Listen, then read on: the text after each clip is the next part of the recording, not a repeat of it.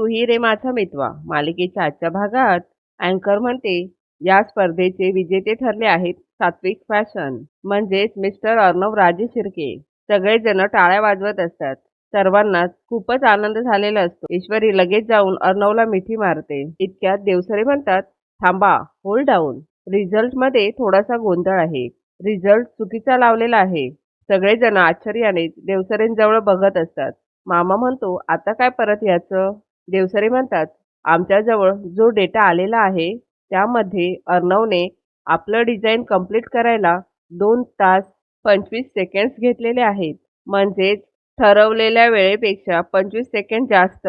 मामा म्हणत असतो, अरे परंतु त्या देवसरेंनी आधीच वेळ खाल्लं त्याचं काय? शिर्के म्हणत असतात, मामा हे मुद्दाम करतायत. याचेच नियम आहेत. हाच तोडतोय. पुढे देवसरे म्हणतात, स्पर्धेचा आयोजक म्हणून आणि स्पर्धेच्या नियमानुसार मी मिस्टर अर्णव राजे शिर्के यांना डिस्क्वालिफाय करतोय. हे ऐकून सर्वांनाच धक्का बसतो. एक जज देवसरेंना म्हणतो, मिस्टर देवसरे, मान्य आहे तुम्ही या स्पर्धेचे ऑर्गनायझर आहात, परंतु कॉम्पिटिशन जजेस आम्ही इथे आहोत हे विसरताय तुम्ही. यावर देवसरे म्हणतात, अहो परंतु 25 सेकंड जास्त. परीक्षक म्हणतात, आमच्या हे लक्षात आलं नसेल असं वाटतंय का तुम्हाला?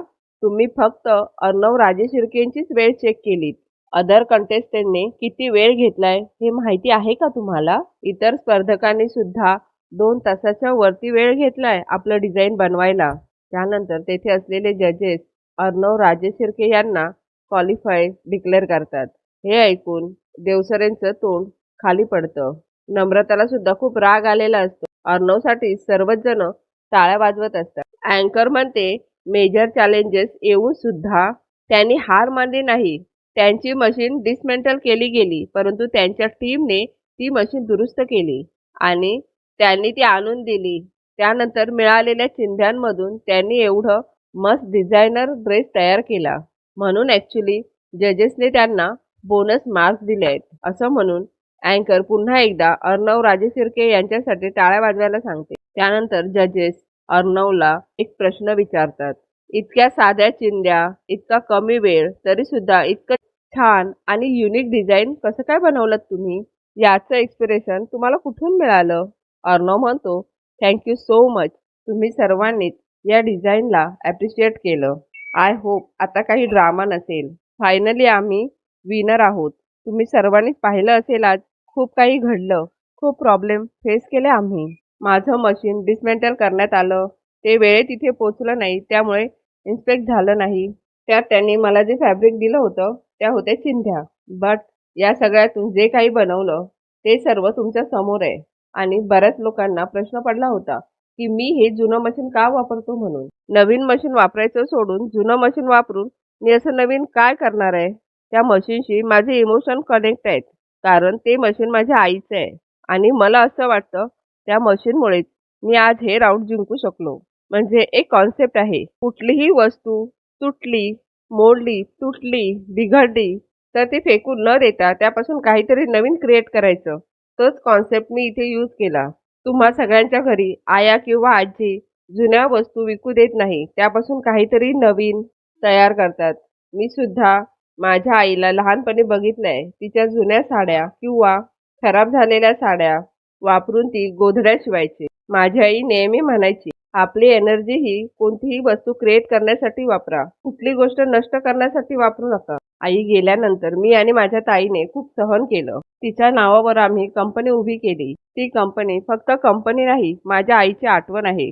त्यामुळे कुणीही कितीही प्रयत्न केले तरी सुद्धा ही आठवण कोणीही कधीच नष्ट नाही करू शकत. असं म्हणत असताना अर्णवच्या डोळ्यामध्ये पाणी आलेलं असतं. त्यानंतर अर्णवसाठी सगळेजण टाळ्या वाजवतात. त्यानंतर अँकर पुढच्या राऊंडसाठी गेलेल्या कंपन्यांची नावं जाहीर करते. बाहेर आल्यानंतर नम्रता आकाशला कॉंग्रॅच्युलेट करत असते. नम्रता म्हणत असते, तुम्ही ना खरंच खूप छान डिझाईन केलेली. ॲक्च्युली ना तुम्ही जिंकायला हवं होतं.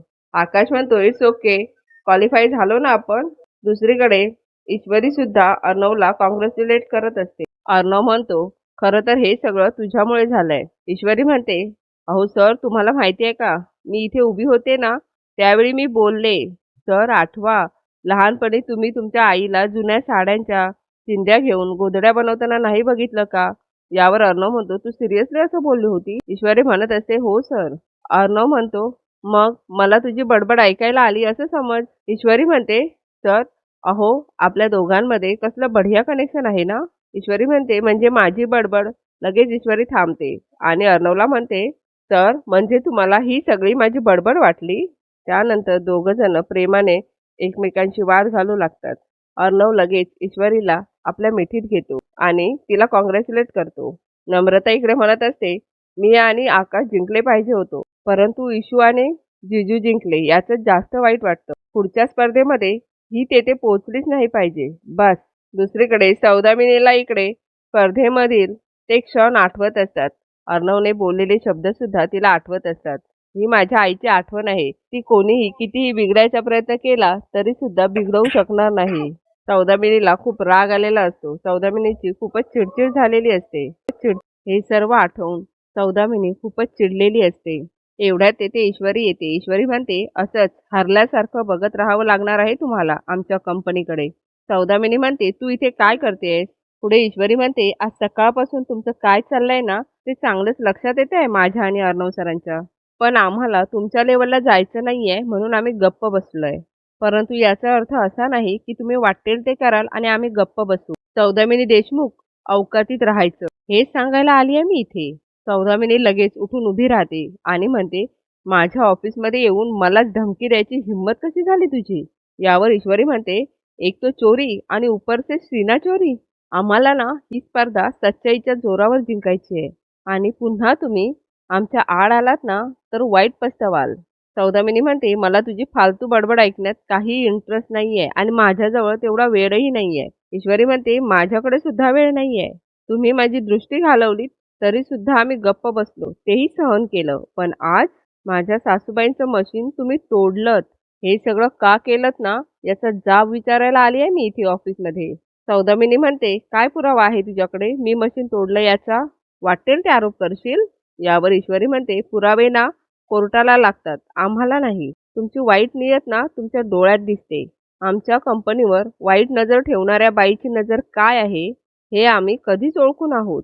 त्यामुळे मला तुमची लायकी काढायला भाग पाडू नका. यावर सौदामिनी रागाने स्टॉप इट असं बोलून ईश्वरीला मारायला जाते. ईश्वरी लगेच सौदामिनीचा हात पकडते. या स्पर्धेत आमच्या विरोधात जी माणसं उभी केली आहेत ना त्यांना जाऊन सांगा, त्यांची आता वाट लागणार आहे. आज तुमचा हात दुखावलाय, उद्या तुमचं मन दुखावणार आहे. कारण आम्ही जिंकल्यावर याच हाताने तुम्हाला आमच्यासाठी टाळ्या वाजवाव्या लागतील. तुमचा खरा चेहरा ना मी सगळ्यांच्या समोर आणणार आहे. त्यामुळे आता तरी जरा सुधारा, नाहीतर एक असा इंदोरी झटका देईन जो जिंदगीभर लक्षात राहील की आपल्या तोडीस तोड कोणीतरी भेटली होती. त्यानंतर ईश्वरी तेथून निघून जाते. सौदामिनी इकडे खाली बसत जोराने टेबलवर हात मारते आणि सोडणार नाही मी तुला असं म्हणत असते. दुसरीकडे अर्णवच्या घरातले सगळेच जण अर्णवसाठी खूप खुश असतात. अर्णव ईश्वरी आजीला नमस्कार करतात. त्यानंतर आकाश सुद्धा नम्रताला घेऊन आजीला नमस्कार करतो. मामा म्हणत असतो, आई या मशीनकडे बघून एवढं टेन्शन आलं होतं ना, परंतु ईश्वरीने हिंमत दाखवली, अगदी शेवटपर्यंत लढली आणि तिचा मशीन मिळाल्यानंतर अर्णवने तर कमालच केली. ईश्वरी म्हणते, अहो मामा किती कौतुक कराल. खरं म्हणजे मला तुम्हा सगळ्यांचं कौतुक करायचं आहे. तुम्हाला सगळ्यांना थँक्यू असं म्हणायचं आहे. सगळी कामं बाजूला टाकून तुम्ही सर्वजण ह्यांची मशीन दुरुस्त करायला आलात.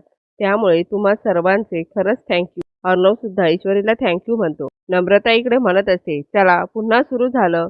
या दोघांच्या कौतुकाची माळ सुरू झाली. आमचं ना कुणाला काही कौतुकच नाही. आई असताना तर त्यांना तरी काहीतरी वाटलं असतं. आजी म्हणत असते, असेच कायम एकत्र राहा, एकमेकांना साथ द्या असं म्हणून आजी सर्वांना प्रसाद देते.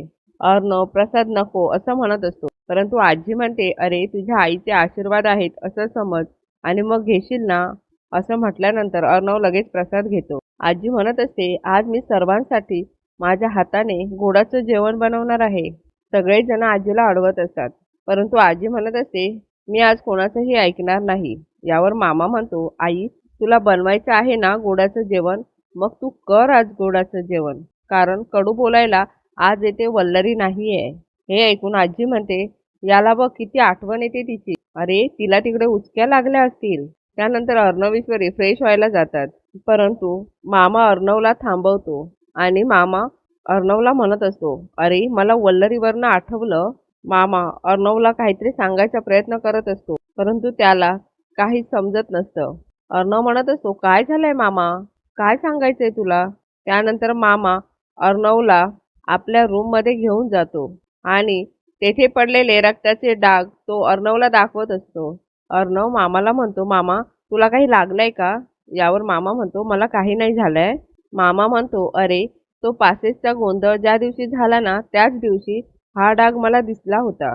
पण त्या गोंधळामध्ये मी तुला सांगायला विसरलो. मामा अर्णवला म्हणत असतो, मला वाटतं ती आपल्यापासून काहीतरी लपवतेय. मामा वल्लरीवर खूप चिडलेला असतो. अर्णव मामाला शांत करत असतो. त्यानंतर अर्णव वल्लरीला फोन लावतो. वल्लरी म्हणत असते, अर्णवचा फोन? वल्लरी अर्णवचा फोन घेते आणि अर्णवला काँग्रेस करते. अर्णव म्हणत असतो, थँक्यू सो मच, परंतु आम्ही सर्वांनीच तुला खूप मिस केलं. पुढे अर्णव म्हणतो, आता मी तुला काहीतरी विचारण्यासाठी फोन केलाय मामी. हे ऐकून वल्लरीला धक्का बसतो. वल्लरीला घाम फुटलेला असतो.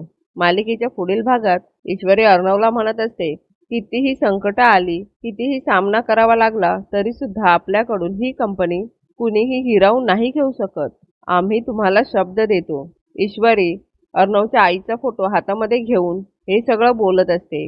वल्लरी इकडे नम्रताला म्हणत असते, तुला जर जिंकायचं असेल तर तुला ईश्वरीला हरवावं लागेल. हे ऐकून नम्रता म्हणते, येस, मला आता स्ट्रॉंग पावलं उचलावीच लागतील. सौदामिनी इकडे देवसरेंवर खूप चिडलेली असते. सौदामिनी म्हणत असते, सात्विक फॅशनला या स्पर्धेमधून बाहेर काढण्यासाठी आता तुम्ही काय कराल?